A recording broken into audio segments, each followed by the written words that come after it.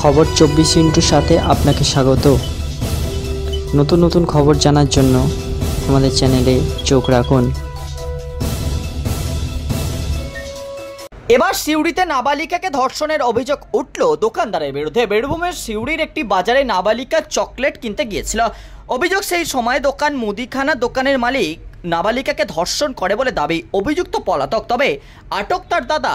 এদিকে এই ঘটনায় তুলকালাম এলাকায় ভাঙচুর করা হলো ব্যবসায়ীর দোকান। স্থানীয় সূত্রে খবর, ওই নাবালিকা দোকানে গিয়েছিল চকলেট কিনতে। অভিযোগ, সেই সময় দোকানদার তাকে দোকানের ভেতরে নিয়ে যায়, এরপর ধর্ষণ করেন। গোটা বিষয়টি নজরে পড়ে যায় উল্টো দিকে থাকা একটি বাড়ির মহিলার। তার দাবি, বাচ্চাটি দোকানের ভেতরে ঢুকলেও বের হয়নি, অথচ দোকানদার একাধিকবার বেরিয়ে এসে ক্রেতাদের জিনিস দিয়েছেন।